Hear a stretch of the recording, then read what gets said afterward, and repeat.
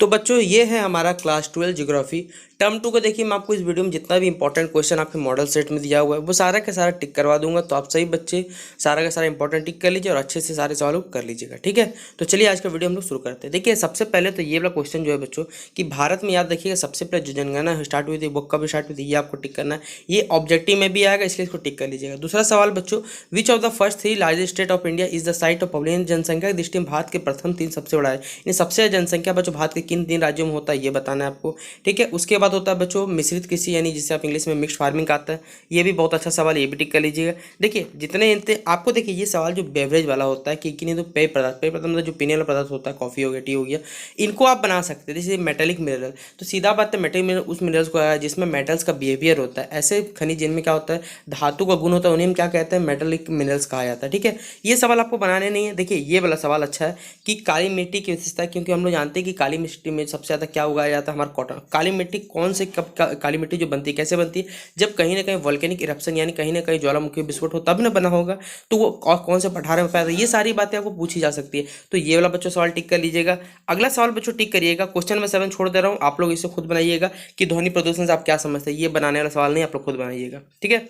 अगला सवाल बच्चों टिक करिए ये वाला, क्वेश्चन नंबर 10 कि भारत में उपग्रह प्रणाली के महत्व का वर्णन, यानी describe the important satellite system in India. क्या महत्व है ये हमें बताना है। अगला सवाल बच्चों आप लोग टिक करिएगा, क्वेश्चन नंबर बच्चों इंटेंसिव खेती, ठीक है, इंटेंसिव फार्मिंग, सॉरी। ये बच्चों गहन की निर्वाह किसी की विशेषताओं को क्या करना है, हमें उल्लेख करना अपने शब्दों। ये भी सवाल अच्छा है बच्चों। उसके बाद बच्चों टिक करिए क्वेश्चन नंबर बच्चों आपका 15 नंबर की describe the factors affecting the migration, यानी प्रवास को प्रभावित करने वाले किन्हीं कारकों का, किन्हीं 2 कारकों या 3-4 कारकों को तो नाम बताइएगा, ठीक है। देखिए अगला सवाल बच्चों टिक करिएगा आप लोग, क्वेश्चन 19। ये गूगल आपको क्या गूगल मैप बोल रहा है बच्चों कि मैप में आपको शो करवाना है कि कहाँ कहाँ बच्चों जो map the following cotton distance, Mumbai में कहाँ पर है, अहमदाबाद में है, कानपुर में, ठीक है। ये सारा का सारा को लोकेट करना है, ठीक है।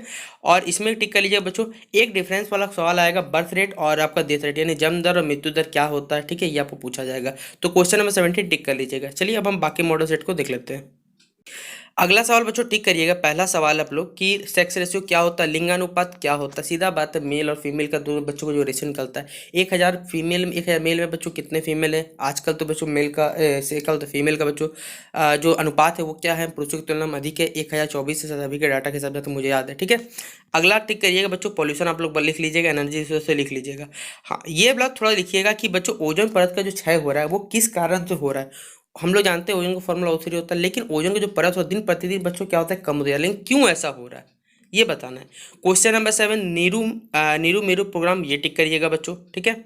अगला ये बोला पाइपलाइन परिवहन के किन्हीं गुण और विशेषता 200 को लिखना है। सीधा बात है बच्चों, मेरिट और डिमेरिट लिखना है किसको, आपको पाइपलाइन। फिर देखिए बोला हुआ है गैर परंपरागत, describe non conventional energy resource, ये भी अच्छा सवाल है बच्चों, ठीक है। अगला टिक करिएगा बच्चों ये वाला क्वेश्चन 11 कि what are the difference between inland migration and international migration, यानी अंतर्देशीय प्रवास और अंतर्राष्ट्रीय प्रवास में अंतर लिखना है, ठीक है। उसके बाद बच्चों आप लोग टिक करिएगा क्वेश्चन नंबर 15 कि describe the favourable geographical condition. एक सवाल इसमें जरूर आएगा बच्चों, राइस का हो या फिर वीट को बता दो ऐसा कंडीशन, ठीक है। रेन वाटर हार्वेस्टिंग आप लोग खुद लिखिए, वर्षा का जल का संग्रहण करना है क्या कहलाता है, रेन वाटर हार्वेस्टिंग इंग्लिश कहलाता है, और हिंदी बोला है तो वर्षा जल संग्रहण कहलाता है, ठीक है। अगला बच्चों 17 नंबर, ये भी अच्छा सवाल है कि ऐसे कौन कौन से फैक्टर है एग्जाम्पल के साथ बताना है कि जो इंडस्ट्री कारण क्या हो रहा है बच्चों, इंडस्ट्री कारण हमें प्रभावित करता है, ठीक है।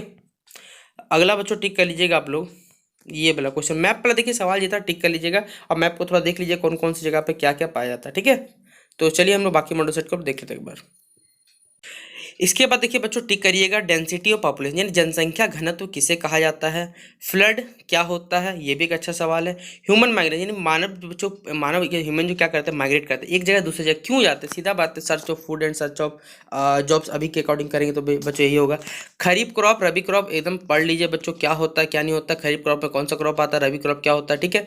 उसके बाद लिटरेसी वाला सवाल ये भी टिक करिएगा। और बच्चों गोल्डन क्वाड्रिलेटरल स्वर्णिम चतुर्भुज, ये भी अच्छा सवाल है, ठीक है। अगला बच्चों टिक करिएगा ये वाला question 9 describe the main problems agriculture. Bharat में देखिए जो कृषि की प्रमुख समस्या है उनका हम क्या करना, चर्चा करना है। फिर बच्चों आप लोग टिक करिएगा क्वेश्चन नंबर हमारा 30 नंबर कि what is the importance of iron steel industry in the industrial revolution of any country, ठीक है। देखिए ये सवाल है पॉल्यूशन, एक होता है बच्चों पॉल्यूशन, एक होता है पॉल्यूटेंट, ठीक है, यानी प्रदूषण है वो प्रदूषण। देखिए पॉल्यूशन क्या है, जब कोई चीज़ क्या होता है, जैसे आप समझ सकते हैं कि मोस्टली गैस, गैस क्या, जैसे गैस में अगर बच्चों हम लोग क्या करें, कार्बन मोनोक्साइड मिला दें, कार्बन मोनोक्साइड एक पॉल्यूटेंट के रूप में, यानी इसको क्या करा, प्रदूषित करा, और वो खुद क्या है, प्रदूषक है। इसी के बारे में बच्चों हमें क्या करना है, डिफ्रेंशिएट करना है, ठीक है। देखिए मुझे आंसर लिखने में कोई आपत्ति नहीं है, मैं को पहले क्लियर कर दिया, लेकिन कल एग्जाम है, अगर मैं अपना आंसर दूंगा, आपका आंसर कुछ अलग, फिर देखिए दोनों का दिमाग अलग अलग काम करेगा, इसीलिए नहीं मत काम करिए। पहला बात याद रखिएगा, आप कोई भी ज्योग्राफी हो गया, हिस्ट्री हो गया, आप किसी का भी आंसर मत देखिए, खुद का आंसर लिखिए, सबसे बेटर है जो आता है अपने हिसाब से। एक जो सवाल है प्रोडक्शन एंड डिस्ट्रीब्यूशन भारत में जो कोयला का उत्पादन वितरण है, अगर मैं लिखाऊंगा तो मेरा लैंग्वेज कुछ अलग, आपका लिखिएगा आपका कुछ लैंग्वेज अलग होता है, याद रखिएगा। किसी का लैंग्वेज देखिए मत लिखने चाहिए, सबसे बेटर अपना लैंग्वेज, क्योंकि आप जो लिख पाइएगा वो कभी तो दूसरा वाला नहीं लिख पाए, यही अंतर होता है आप में किसी में, ठीक है।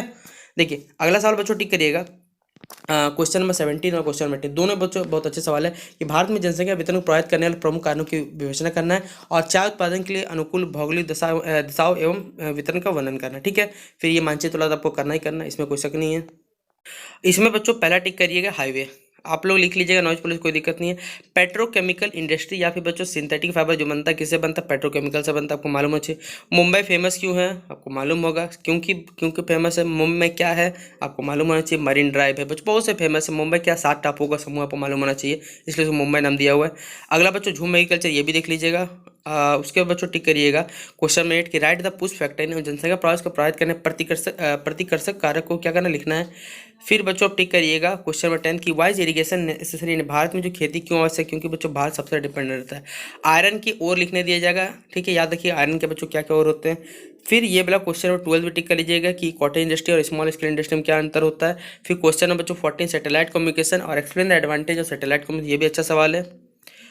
उसके बाद बच्चों टिक करिएगा क्वेश्चन नंबर हमारा 18 describe the right in detail the features of Indian agriculture, और क्वेश्चन 19 पूरा देखना है, इसमें कोई शक नहीं। चलिए लास्ट मॉडल सेट को हम लोग देख लेते हैं एक बार।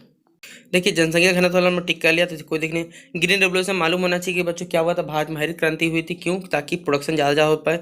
ये वाला सवाल है कि दो ऐसे डिजीज लिखना है जो बच्चों क्या वाटर पॉपुलेशन में होता है, तो लिख सकते हैं डायरिया कोलेरा।